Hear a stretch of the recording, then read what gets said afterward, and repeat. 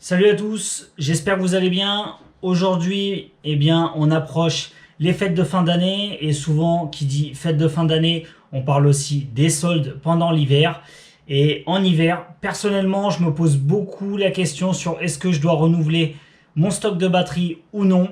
Et du coup, je vais vous expliquer comment mesurer en quelque sorte la santé de votre batterie.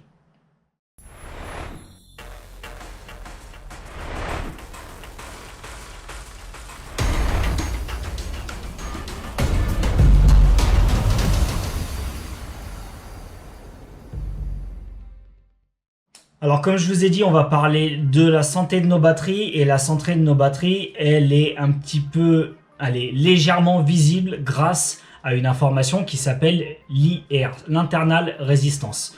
Donc ça correspond à la résistance interne de nos batteries qui est mesurée en ohms par nos chargeurs. Alors vous voyez sur une batterie, vous avez toutes sortes d'informations. Vous avez les milliampères-heure qui correspondent à la capacité. Le C rating, ici on est sur du 100 C, ce qui correspond au taux de décharge, à ne pas confondre avec l'IR dont on va parler aujourd'hui. Et on a aussi donc du coup le voltage qui est le cumul de toutes les cellules.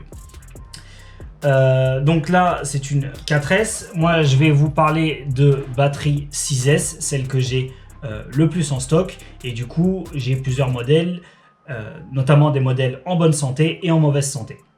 Donc on va pouvoir les comparer ensemble. Alors l'IR, c'est une mesure de la difficulté avec laquelle la batterie délivrera le courant au moteur. Voilà, donc plus votre IR va être haute, plus la batterie va avoir du mal à envoyer le courant au moteur, le jus au moteur, et plus l'IR va être basse, plus votre batterie délivrera rapidement le jus à vos moteurs. Donc vous l'aurez compris, l'intérêt c'est d'avoir une IR basse. Le souci avec cette valeur, c'est qu'elle varie énormément. C'est-à-dire que si votre batterie chauffe, votre IR va descendre. Et du coup, ça peut fausser vos tests. Et c'est aussi pour ça qu'en été, on a l'impression que nos batteries ont beaucoup plus de punch qu'en hiver. Et du coup, par déduction, vous l'aurez compris aussi, que plus votre IR va être haute et donc moins vos batteries auront de pêche. C'est pour ça aussi qu'en hiver, on a l'impression que toutes nos batteries sont mortes, alors que ce n'est pas forcément le cas. Je pense que tout le monde l'a déjà remarqué également, quand on sert d'un quad assez violemment, on va dire quand on met pas mal de full throttle, on a notre batterie qui commence à chauffer et en fait c'est clairement le jus forcément qui passe dans la batterie et c'est surtout de l'énergie qui est perdue et transformée en chaleur. Donc c'est pour ça que plus l'IR va être basse, plus la batterie va chauffer et le but pour une batterie du coup ça serait d'avoir une batterie puissante qui ne chauffe pas pour pas perdre l'énergie en chaleur et plutôt qu'elle soit délivrée dans nos moteurs à la place. Et bien sûr une batterie qui sera endurante dans le temps, qui supportera un maximum de charge et de décharge et qui ne voit pas du coup son IR monter prématurément. Alors tout ça c'est un petit peu du charabia. Ce qu'on va faire c'est qu'on va aller directement sur le chargeur. Je vais vous faire une petite démo et je vais vous expliquer avec des chiffres et des exemples. Donc le but actuellement ça va être de trouver comment mesurer notre IR, donc que ça soit par cellule ou la batterie complète, sachant que si c'est par cellule, vous aurez juste à additionner ce nombre-là, et d'avoir des batteries complètement chargées pour cet exemple, et surtout à température ambiante. Alors, je vais utiliser une batterie entièrement chargée, tout simplement parce que je souhaite savoir la résistance interne dans les meilleures conditions possibles. Bien sûr, si vous faites ces tests avec une batterie entièrement vide, les résistances internes vont être totalement différentes. Donc le but, l'idéal, je dirais même pour avoir une valeur moyenne, ce serait de charger à 60% sa batterie et de faire les essais. Moi, je trouve plus simple de les charger tout entièrement et de comparer. Après, libre à vous de faire le test comme vous le souhaitez. Alors, tout d'abord, cette batterie-là, comme je vous ai dit, elle a très peu de cycles. Ce qu'on va faire dans un premier temps, c'est que je vais la brancher. Je vais aller sur mon IMAX B6 et je vais faire batterie résistance. Donc là, comme vous avez vu, j'ai branché uniquement l'XT60. Donc je vais tester la résistance de toute la batterie. On a 21 milliohms. Alors, je vais prendre quelques notes. On va prendre cette batterie-là. On a 21 milliohms. Et comme je vous l'ai dit tout à l'heure, donc la résistance se mesure en ohms. Et pour faire ce test, on va utiliser forcément la loi d'Ohm. Donc la loi d'Ohm, pour rappel, c'est I est égal à U fois R qui correspond à la résistance. Donc I, ça sera nos ampères. U, ça sera les volts, donc notre tension. Et R, ça correspondra aux ohms. Sachant que nous, on a des milliohms. Donc là, je ne l'ai pas marqué, mais c'est repris sur notre chargeur. Donc il faudra forcément faire le changement d'unité lors du calcul. Donc 21 milliohms. Et là, pour vous montrer, si jamais je calcule avec toutes les cellules. Donc là, on a le détail par cellule.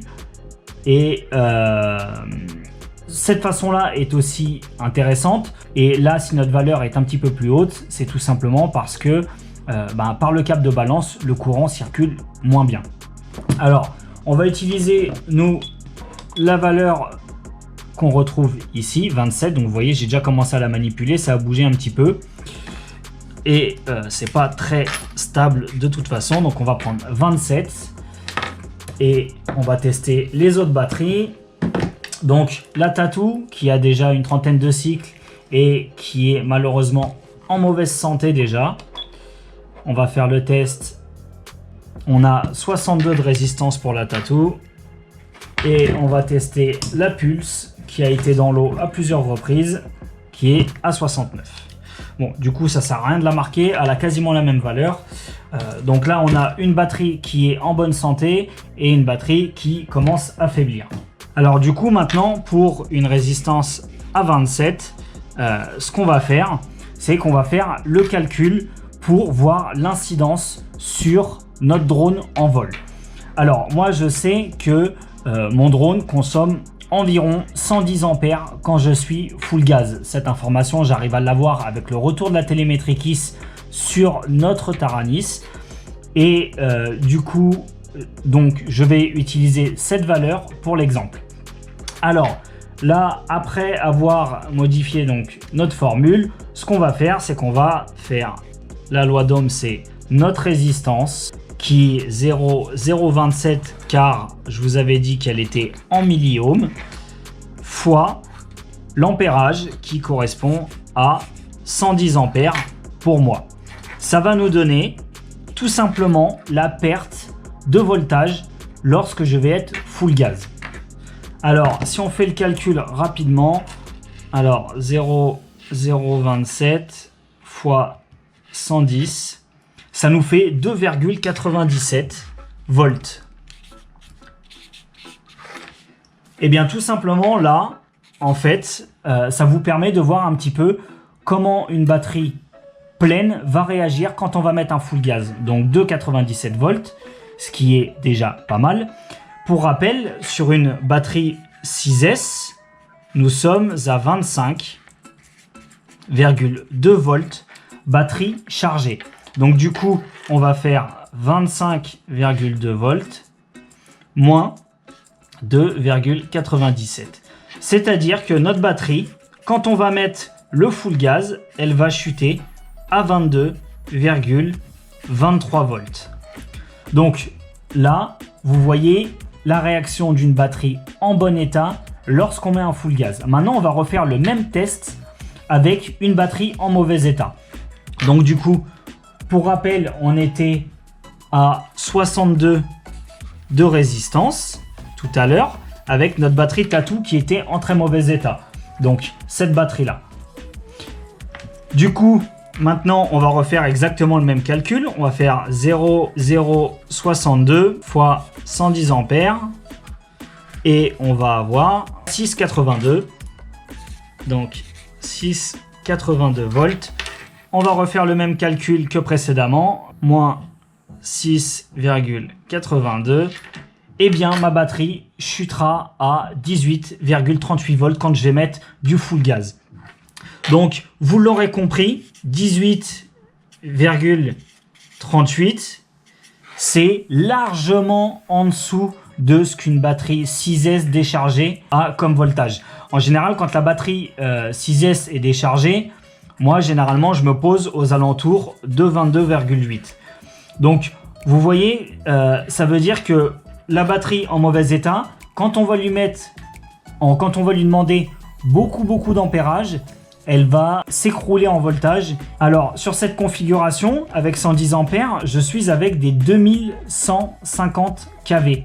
Du coup, ce qu'on peut faire, c'est que à 25,2 fois 2150 kV, là, ce sont mes tours minutes sur une batterie entièrement chargée.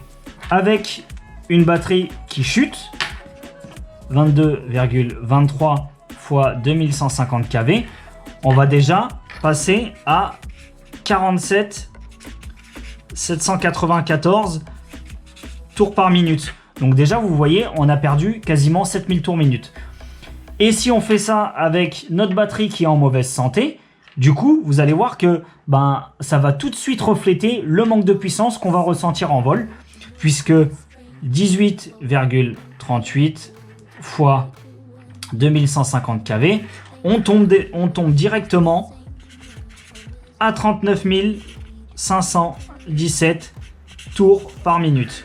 Donc vous voyez, on perd clairement en tours par minute et du coup, on perd en puissance. Alors ce petit exemple était vraiment rapide. Le but, c'est vraiment que vous arrivez à prendre conscience de la chute du voltage pendant le vol. Donc c'est vraiment l'influence d'une batterie en mauvaise santé sur nos drones. Alors bien sûr, là vous n'avez pas vraiment de point de repère.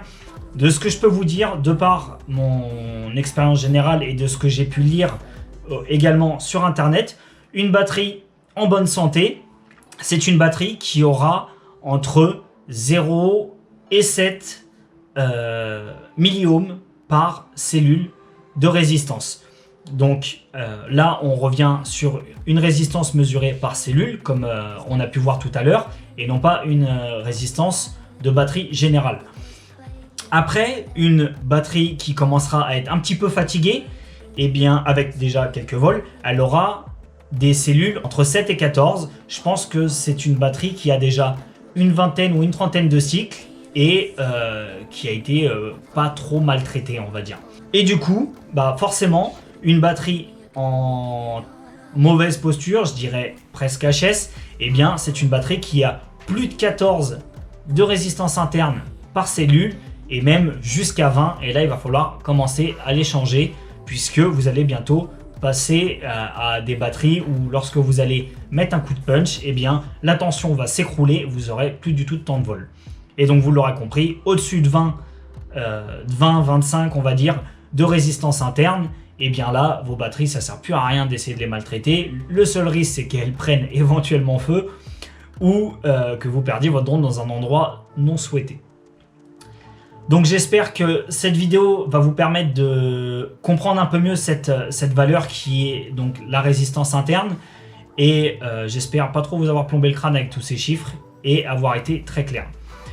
Du coup, je vous dis à bientôt sur la chaîne et s'il y a des choses que vous n'avez pas compris, n'hésitez pas, comme d'habitude, à l'écrire dans les commentaires.